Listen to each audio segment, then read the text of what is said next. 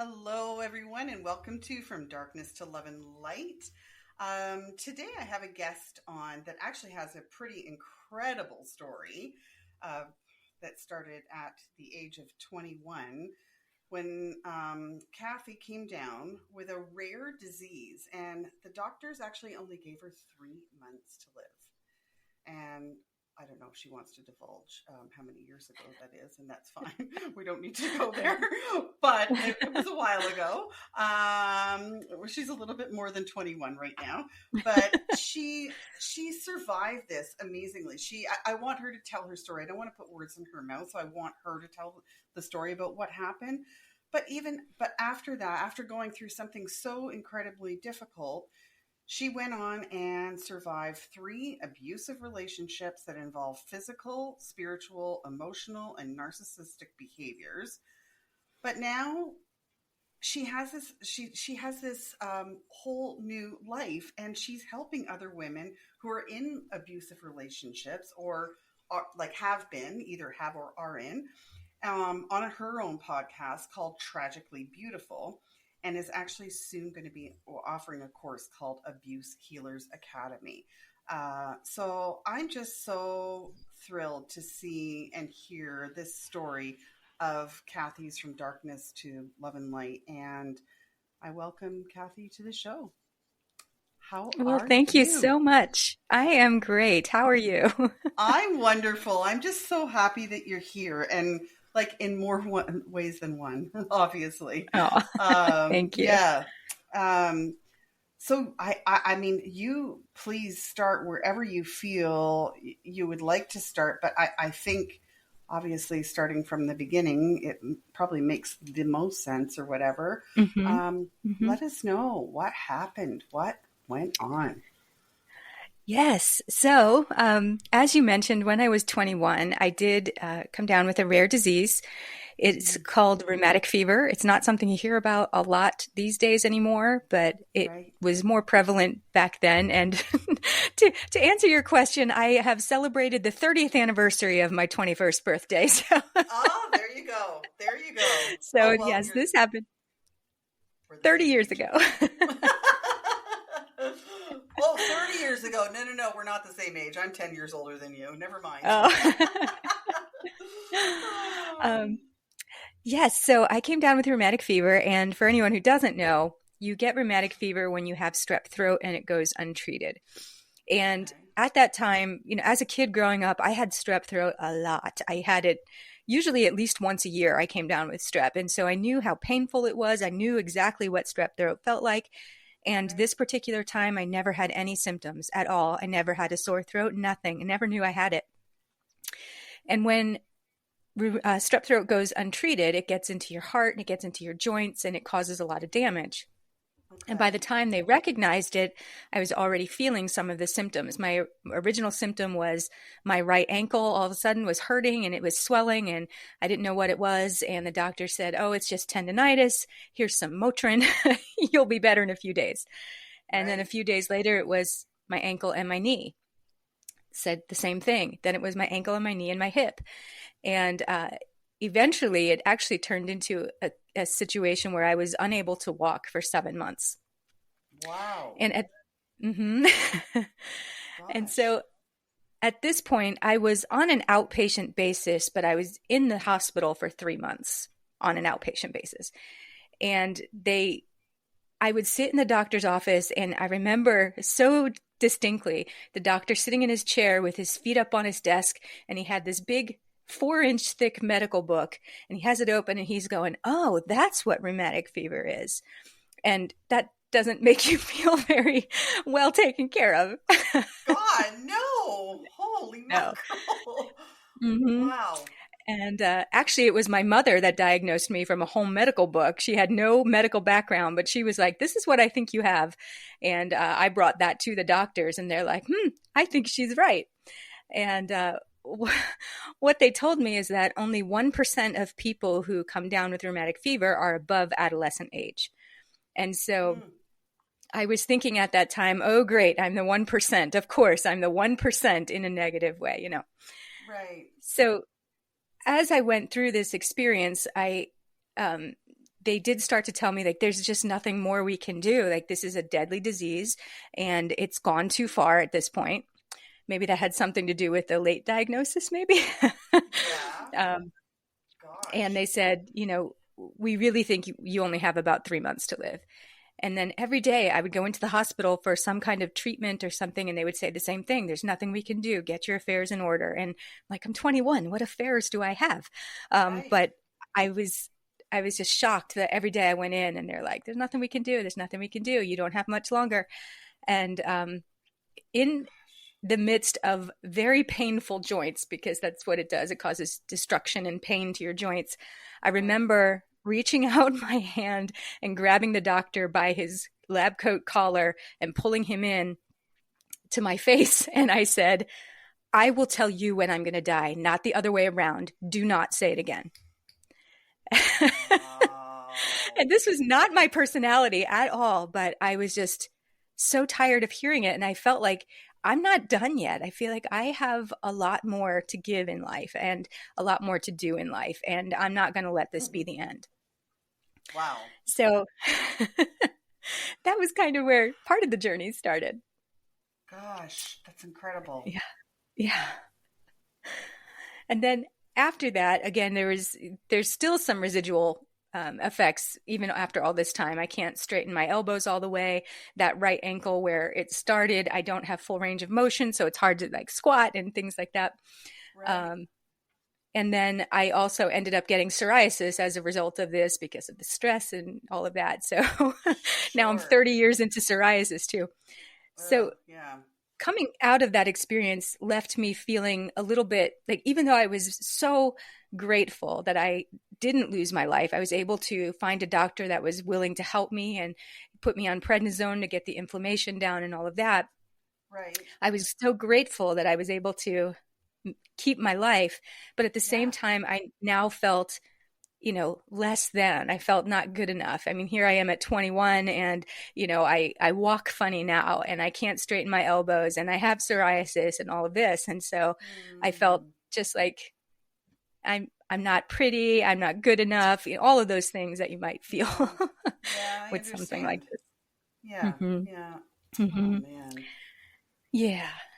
And so at the time I was actually with a guy, and through this whole experience, he was great. He was, he would help me. Like I said, I couldn't walk. He would help me to be able to go to the bathroom and do the things I needed to do and all of that. And then it just changed after that. And he was in the military, and he was having a hard time in the military with drill sergeants and things like that. And he tended to kind of take that out on me when he got home. It started out with him just yelling a lot and always being in a sour mood and, not wanting to talk, and it was just a stressful home environment. Right. And then one night we were having this disagreement. It was just a disagreement. It wasn't even an argument. We didn't even get that far. It was just a disagreement. And as we were talking, we had a cat, and the cat was kind of doing a figure eight around my legs. And so I bent over to pick up the cat, and I was holding the cat. And when I stood up, I was met with a fist to the face. And I was shocked and stunned. And I think he was also shocked at what he had just done. And his immediate excuse was, I was trying to hit the cat. I didn't mean to hit you. I was trying to hit the cat. And I was like, that makes zero sense at all. And at that point I knew, okay, it's time to get out of this. I'm not accepting this. And I started making plans to get out. I wasn't able to actually leave for a while because, like I said, he was in the military, and I had followed him from New Jersey, where I was born and raised, all the way to Alaska. So now I'm about as far away from home as I could be. Yes. No kidding. Wow. Mm-hmm. Yeah. So I started just kind of biding my time, just kind of staying away from him. It never happened again, which is a good thing. But I just tried to stay away from him as much as possible. And eventually we moved back to the East Coast, and I was able to end that relationship and go home. Thank goodness. So that was abusive relationship number one. There was also cheating in there and emotional abuse during this time. But it, you know, here I am, you know, this young girl Yeah. going, I've experienced a whole lot of life at this young age. Yep. Yep. So My then, gosh. at that point, after that relationship ended, I reconnected with my high school sweetheart, who we had met when we were 14, and we dated for about a year in high school. And then we kind of lost touch after graduation. And I go to Alaska with this guy. That Right. ends I was about 24 when that relationship ended. And I reconnected with this high school sweetheart of mine. And we ended up then getting back together, and we dated for about 2.5 years. And it was great. It was wonderful. We started talking about getting married and all of these things. And he kind of broke up with me out of nowhere. There was no fight, nothing happened. He just kind of showed up at my door. I remember it was December 9th. He showed up at my door with Christmas presents. And I thought, okay, something's not right here. And he basically just said, I love you. I've always loved you. Always will love you. I just don't think that we're the person for each other. And that was that. And I was shocked and devastated, but I thought this, you know, we're meant to be together, which was the problem with the last guy, because in my mind, anybody else couldn't be better than second best to this guy. Mm-hmm. And so I settled. And so then it was within 11 months after that, I left him alone. I gave him his space, and I thought, there's no way that we're not meant to be together. He's going to come back. And then within 11 months, he had actually gotten married to someone else. Oh my gosh. And I thought, how did that happen? You know? So we broke up in December. He was married by the following November. And so obviously then I thought, well, that ship has sailed. And so I wasn't really looking to meet anyone. But at this point, I'm going on 27-ish, somewhere in there. And here, these thoughts and feelings, which this took me years to actually realize what this was, but these thoughts and feelings from this rheumatic fever, this, you know, I'm not good enough, nobody's ever going to want me, all of this was coming up.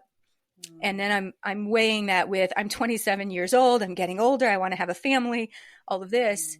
And so basically the next guy that came along that showed any kind of interest, I was like, okay, I'm all in. And that was, I would say, one of my biggest mistakes, because I never should have been with this guy. But I was, and we ended up getting married the following year. And so that was the relationship where I experienced a lot of emotional abuse. We were in leadership in the church, and we were running the junior high ministry, and we were doing all these things. And in leadership at this particular church, they basically held this belief that anytime the doors are open, leadership should be here. Doesn't matter what they're open for, you need to be here. So even if it was like a men's prayer night, all the women had to be there that were in leadership. And so that became our lives. Like we were both working full time, and then we were always at church. Oh, wow. And so things started to go a little south there too. We were starting to have problems. We weren't connecting, all of this. And then, you know, like I said, we were running youth group. We both had a part-time job on the weekend as well, because we were having financial difficulties. And so we had zero downtime. It was literally zero downtime. Right. Yeah. We would basically spend all morning at church, usually into the afternoon on a Sunday. And then we would come home and we would both crash on the couch. That was our Sunday evening, was the only time we actually had. Wow. So then things started getting really difficult between us. And I was paying bills one night, and I came across the cell phone bill, and I noticed there were calls on the cell phone bill that were like an hour and a half, 2 hours. And I'm thinking, who the heck is he talking to that long? Like, we don't even have that kind of time. Who can he possibly be talking to? Well, it turned out that he had been cheating with a girl that he worked with. And then because we were in leadership, the church eventually got involved. And that was when it's taken me a lot to kind of get over this and to separate and say, okay, the church is filled with people. And that doesn't change my view of who God is and my faith in that. But I remember sitting in the pastor's office and we were talking about this, literally saying he's having an affair. He's sitting here saying he's not willing to end it. And the pastor looked at me and said, well, if your husband is cheating, you're the one that's at fault. And I was like, excuse me? He's like, you must have done something wrong to cause this. Oh, boy. And yeah, yeah. And we had a friend of ours was in the office with us. He was also like an assistant pastor at that church. And he was the one, he was like, wait a minute. Like, what are you talking about? We need to talk about what he's doing. Like, she's done nothing wrong. And so that got held over me as well. Also with my husband at home, it was like, we're in leadership. You need to be at church. You need to be doing this. I'm the head of the household. All of these kinds of things, and would almost guilt me into doing things like attending church when I felt like, we need to work on this. And so that was that kind of abuse to me. And it was constant. I know just saying it in a few words here sounds like, well, that's not, what's wrong with that? It's not terrible, No, for sure. I understand. Yeah. There's more. Right. It was like more involved. Yeah. Mm-hmm. Definitely. Yep. And over a long period of time. Right. But I think that when you kind of attack and take advantage of someone's core belief system, that's a different level. It's like a different level of abuse. And so during this time, eventually, as the months went on, we decided we were going to get divorced. At that time, I was living in Ohio. My sister was living in New Jersey. She was very sick. She had breast cancer and she was not expected to make it. And I'm like, I'm going home. I'm going to spend this time with my sister. And through that process, we ended up kind of deciding we're going to get a divorce. And then I get this letter in the mail from that high school sweetheart. This is now 10 years down the line. Oh my gosh. And, okay. I wasn't expecting that to happen. Plot twist. I guess you weren't either. I was not at all.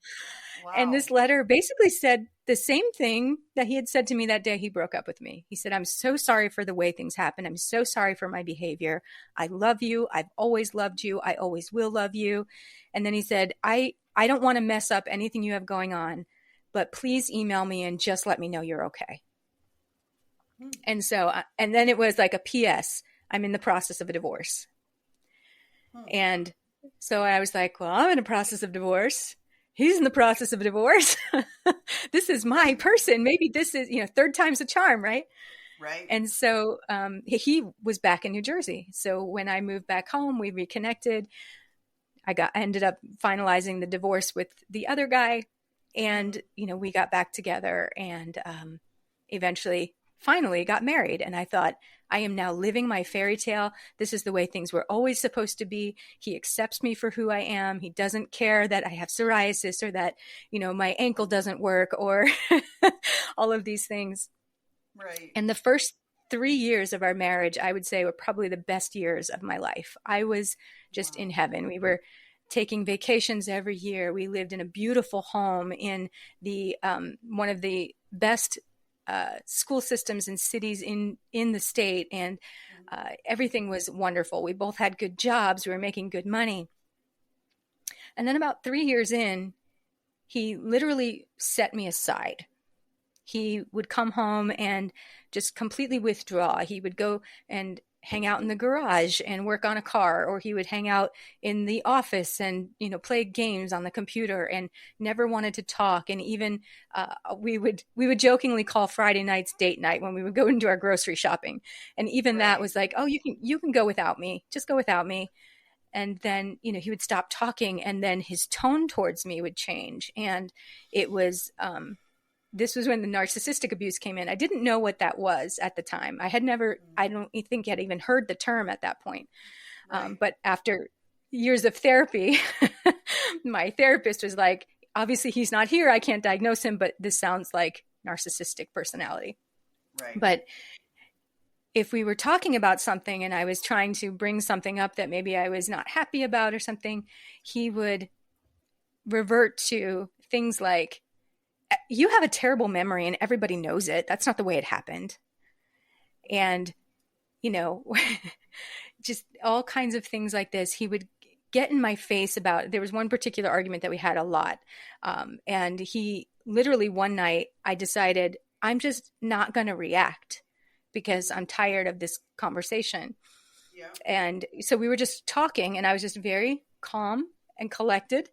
And I just said, made my point. And he got very upset and he used to do what I called lawyering me. He would all of a sudden become like a defense attorney and be like, dar, dar, dar, dar, dar. And like, you know, he would fixate even on one word. If I said, you know, we never spend time together, he would we never spend time together. We're not spending time together right now. Never. And it's like hyperbole. Mm-hmm. So anyway, we were having this conversation and I made my point. He argued back. And all I did was say, that's not the way I see it. Very calm. And it disarmed him. He didn't know how to handle that. And actually came flying across the room, right in my face, right in my ear, and just yelled, I'm going to do this because I want to. And I just said again, and I don't see it the way you do. And he just like stormed out of the house at that point because he didn't know how to deal with me. And he was used to getting a reaction. Right. And so there was a lot of this kind of thing, a lot of the manipulation, and again, it sounds a lot lighter, you know, in a few minutes, but you know, there was a lot of this. It was constant. It was actually years worth because like I said, the first 3 years were great. Our marriage ended after, by the time the divorce was final, it was 12 years. So it was a long time of this kind of, Well, that's and the thing. I think that a lot of women would be like understanding what you're saying. They'll be like, oh yeah, no, you don't understand. Like every single day in and day out, there was so many other little things, but sharing it in this brief time, we can't really explain all of it. But yeah, I understand where you're coming from. Like, you know, exactly. Yeah. I remember even one time I was at a mentor's house and I was kind of telling her about, you know, my woes and the issues that were going on at home. And she said, because remember I said, he set me aside in every sense of the word. And so she had said to me, you know, don't underestimate the power of touch. She's like, just when you're talking, touch him on the arm or something, you know, because there was zero affection. There was zero, like, no kiss or hug in the morning going to work. There was nothing. He just completely detached from me. And so one day he was sitting at the computer and I thought, okay, I'm going to try this. It feels weird at this point because now it's been years that we haven't even touched each other. Right. And so I walked by and I just ran my fingers across the top of his back. Just lightly ran my fingers across as I walked by. And he literally goes, ow, I told you my back hurts. And I'm like, okay. And so that was another experience. I'm like, what is going on? Yeah. Now I knew that because we'd known each other since we were 14, I knew that he had childhood trauma. And I also knew that he had never dealt with it. And so I thought, okay, this is coming back up and I'm going to love him through it. This is my person. I've always loved this man from, you know, as much as you can love at 14 years old, but throughout my life, even when we weren't together, I just always hoped he was happy and doing well. So I'm going to love him through this. This is what, you know, this is what my purpose in life is. And it just got worse and worse and worse. And so 3 years, great marriage, 4 years, terrible marriage, no marriage at all, if you ask me. And then all of a sudden I get a message on Facebook that starts out, I know you don't know me, but, and I thought, well, this can't be good. And I was sitting in the living room. He was in the kitchen at that point. And I'm reading this long message from this girl telling me about how she's been in a relationship with my husband for the last 4 years, that he promised to marry her, all of these things that they did together, that she never knew he was married, and that, you know, now that she's found out, she has obviously dumped him, but she thought that I should know. She said, from woman to woman, I felt like you should know. And so, yes. And so I walk over to him and I said, I just got this very disturbing message. And he's like, what? And I start reading it to him. And he's like, let me see. He's like, give me your phone. Let me see. I'm like, I'm not giving you my phone because you'll delete it. And I'm reading it to him. And he starts going on this rant about how, that girl is crazy and unstable. I don't know what she's trying to do. Da, da, da, da, da. She's crazy and unstable. He kept saying over and over again. So we argued for a while. And then in tears, I left the house.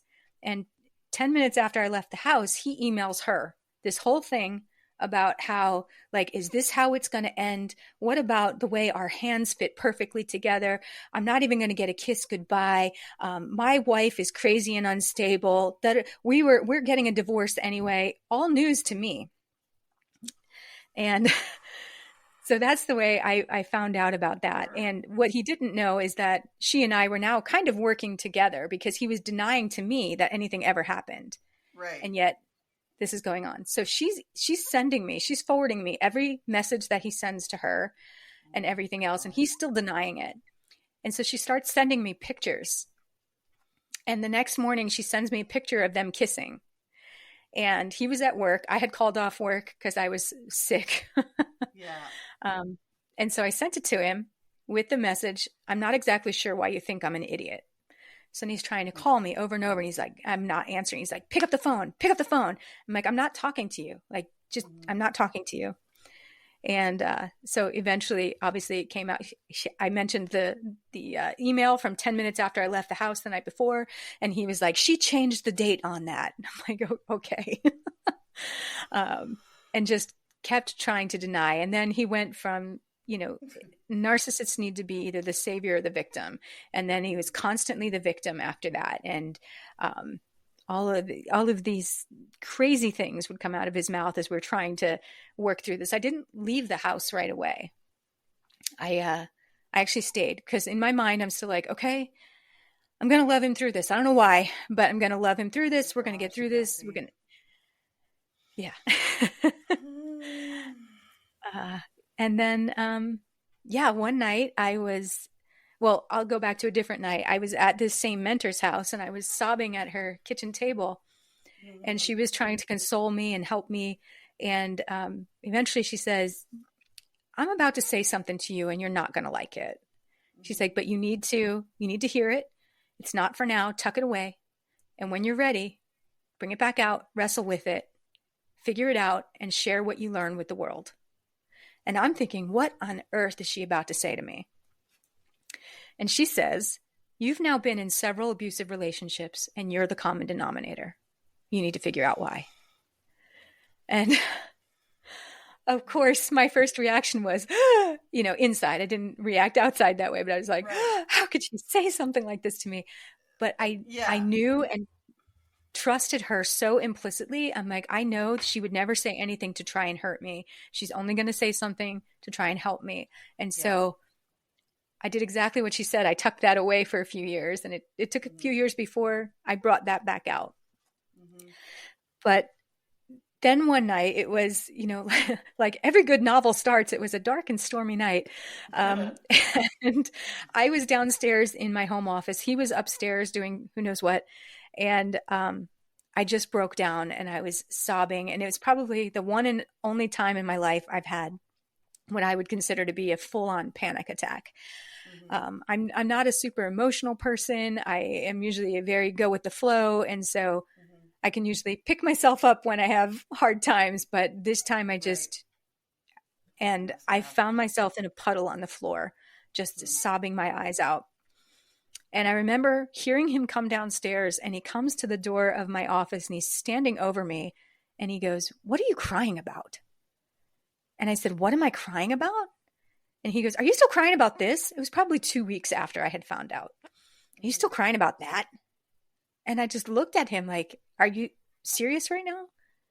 And he was like, well, it's ridiculous for you to be crying about that.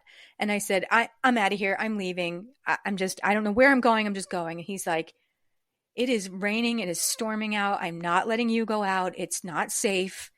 But for God's sake, pick yourself up off the floor because you look ridiculous. Oh, and he walked away. I want to punch him.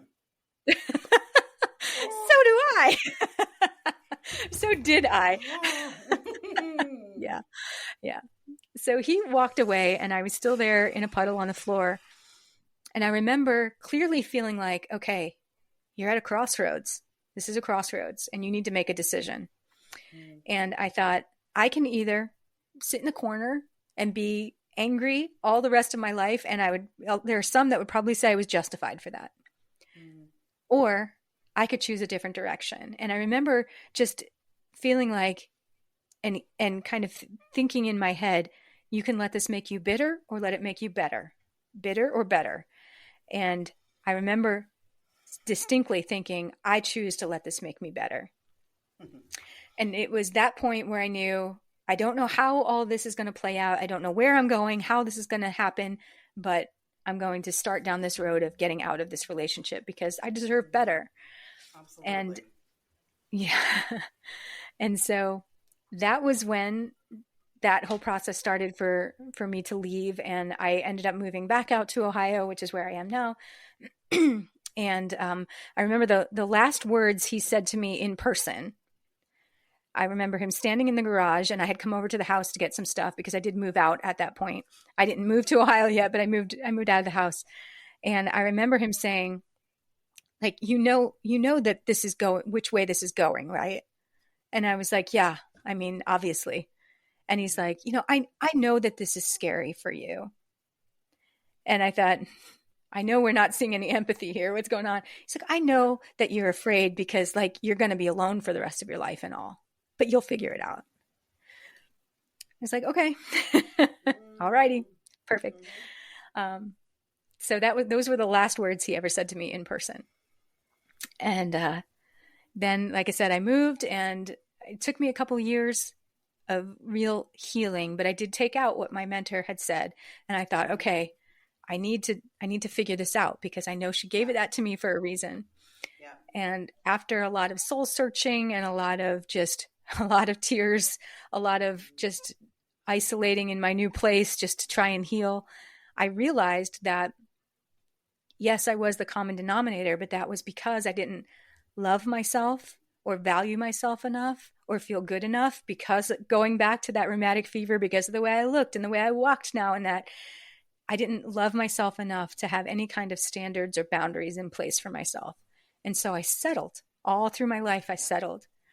And that's really my main message that I love to share with people. Like, you are worth every bit of love and happiness and safety as anyone else in this world. And don't shortchange yourself. No matter what you're going through, don't shortchange yourself. And change is just one decision away. So that was a lot. My eyes. Aw. I am such a big softie. So Aw. when I hear these stories like this, it just, really hits me hard. Like, I'm so proud of you, like, for what you Thank did. you. I mean, I think, we all, we go through these things in our lives, and sometimes we don't understand it. But I think, it's for a reason. And like, what I'm doing, what you're doing now, like, it's to help other women, right? Like, and it's like, at the time that we don't know. And maybe we could have gotten out of it a little bit sooner had we known that we aren't alone in these circumstances, that seeing the signs and seeing, the same patterns or what have you as what you've experienced. If that was something that I was going through, I could maybe say, this is happening to me right now. This is not normal. This is not right. This is not my fault. I deserve better than this. And hearing that is what's so, so, so important. So important, but, oh my God. So now, where are you? What are you? How are you? I am fantastic. I've never felt better mentally and emotionally in my entire life.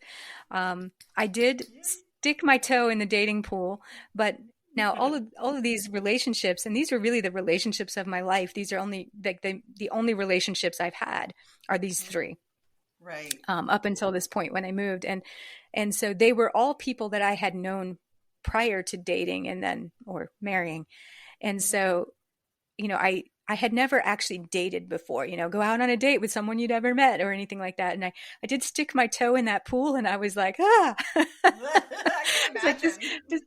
It's like this feels invasive. This feels, and so I decided, no, I don't want to do this right now. I did. And because now I'm very much aware of what I deserve, and there's no reason to, you know, settle for anything less than what I want. And Exactly. I'm very clear on what I want. And so there was one guy that I met that we dated for a very short time. I'm talking a week or two. And he was probably about as perfect as I could want for myself.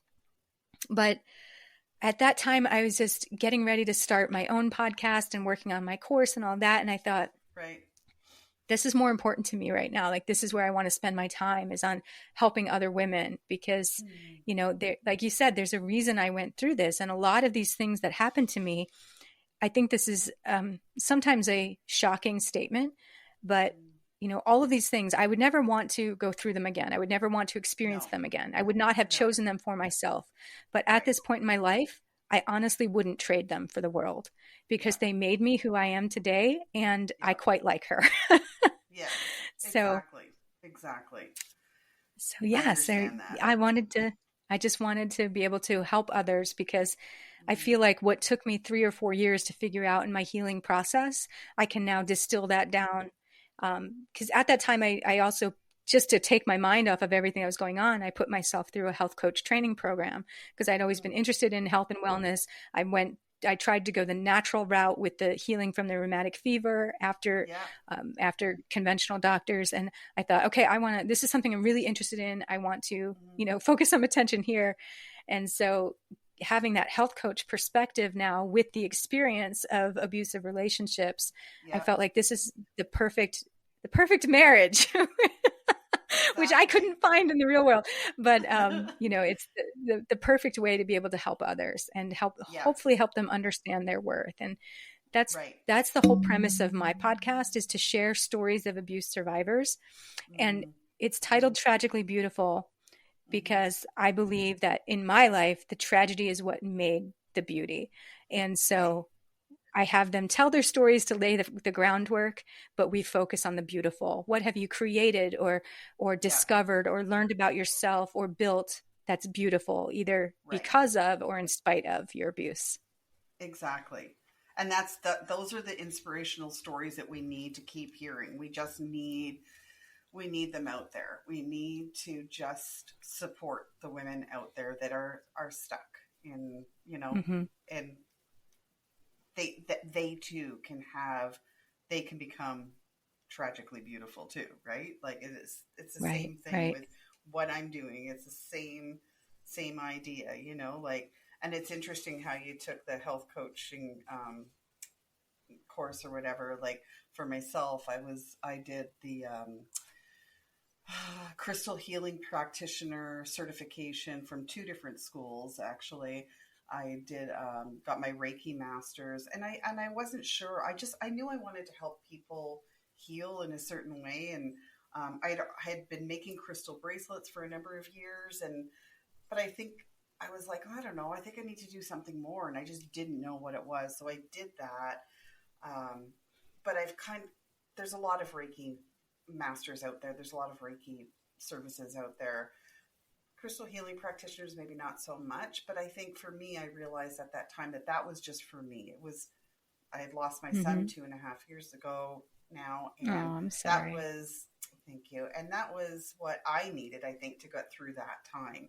But it also helps me towards doing this too. It's that energy that you give, right? That just, and that's universal energy. It's just, I believe in, and just, so we just do. I think we're alike in a lot of ways, where it's like you just go through these traumatic experiences in your life, and but you come out of it, and just how it makes you feel better is by helping others. And that's just the biggest joy in my life Yep. now, to know that we can do that. Right. And yeah, Exactly.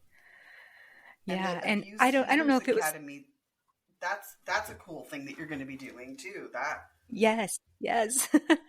Yes, it is finally, it's gotten pushed back because I do still work a full-time job and that can get crazy sometimes, but I Sure. am finally launching on September 2nd. Oh, And coming like up you said, it's soon. called, yes, yes, it's called Abuse Healers Academy. And basically I'm taking people through the same framework that I used for myself. And that it's going to be a 7-week program. And it's basically taking all aspects of healing, because I think a lot of times we overlook the multidimensionality of ourselves as beings, as human beings, and Mm-hmm. going through the same process I used, which was basically focusing on the emotions first, because those are the things that can get a little wonky and cause us to make decisions that might not be the best for us.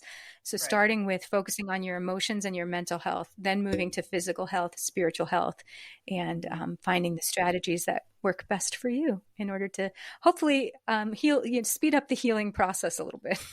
Right. And I think that we do need some guidance. It's like it's not easy to do this stuff on our own, that All we right, need this exactly. help, we need this support. And yeah, that's just so important. I mean, it's one thing to just be like to hear the stories and say, okay, well, we can do this.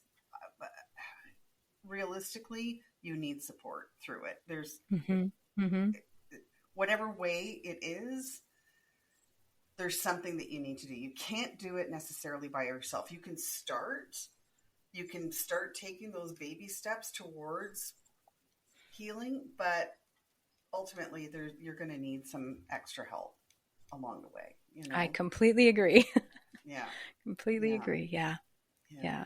You need Yeah. that support system to get you through. So that will actually be an element too. We will have a community where That's women can good. go and talk about all different things. We're going to have different sections where, depending on what you're focusing on right now, if you're focusing on your physical health, let's get in there and find your people and talk about, Yeah. this is what I'm doing. This is the new, high protein meal I tried, or whatever that looks like for you. And Right. um, I, I want to also make sure that people know that the physical healing is not just for those who have experienced physical abuse. I mean, any kind of stress that we're under raises our cortisol levels and it causes all kinds of problems in the body. So Oh everybody yeah. has physical healing to do.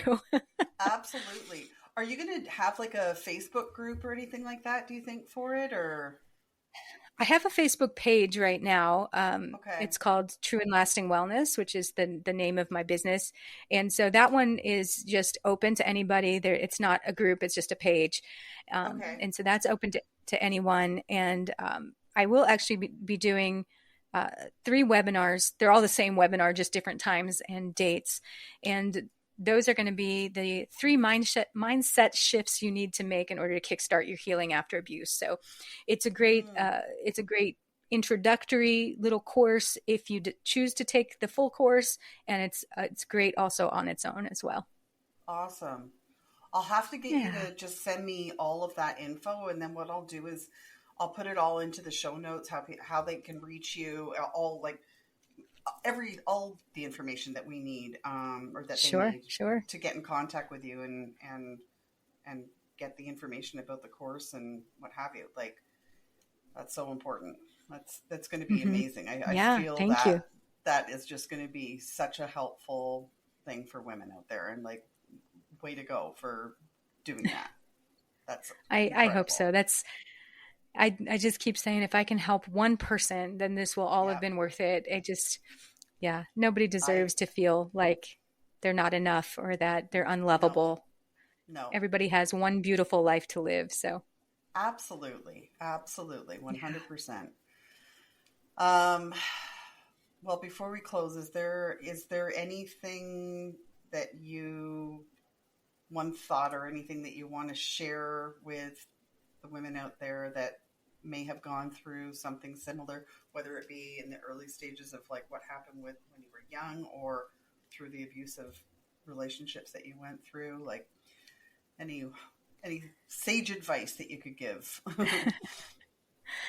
I think I would just say that, to never give up. It doesn't matter what circumstances come your way, as long as you just never give up and believe in yourself and believe in your worth, you can really do anything that your heart and mind desire. And, again, I would just reiterate, you are worthy, you are enough, you are lovable, you deserve as much as anyone else in this world.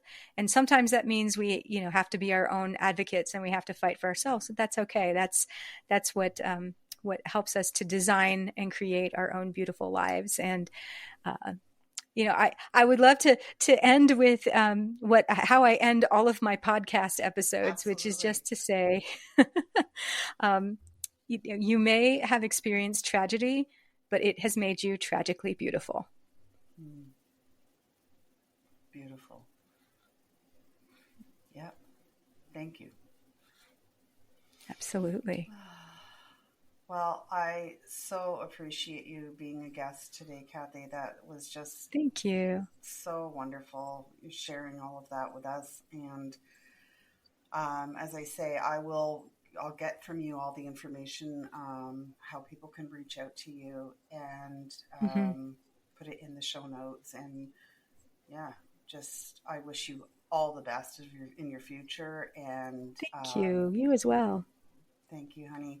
And so thanks for being on. And I want to just send all the women out there who have listened to this podcast today all the love and light from the both of us, and know that you can do it.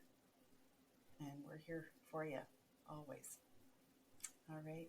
Thanks for being on the show, Kathy, and we will. Thank you so much. I appreciate it. Oh, my pleasure. Thank you. All right. Thanks, everybody, for listening. Have a great day. Bye for now. And I can't hit stop, but I'll hit it now.